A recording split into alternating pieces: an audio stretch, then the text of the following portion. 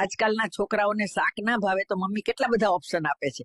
Maggi ખાઈ લે, pasta ખાઈ લે, બ્રેડ જામ લગાવી આપું, પીઝા બનાવી આપું. મારા બા મને બે જ ઓપ્શન આપતા, શાક ખાવું છે કે ચપ્પલ, અને અમે બંને ખાતા, પહેલા ચપ્પલ અને પછી શાક. માં પોતાના સંતાનને કેળ પર કેમ તેડે છે? કારણ કે જે પોતાને દેખાય છે તે જ તેના સંતાનને દેખાવું જોઈએ. બાપ પોતાના સંતાનને ખભા પર કેમ બેસાડે છે?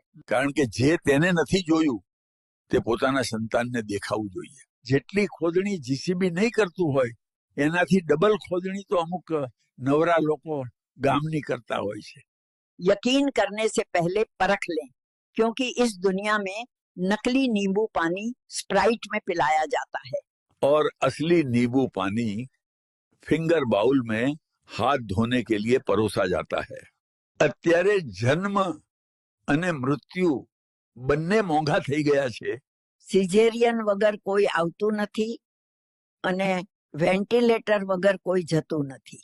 ચીનના યુવાનો બેસ્ટ ઇન્ફ્રાસ્ટ્રક્ચર બનાવી રહ્યા છે.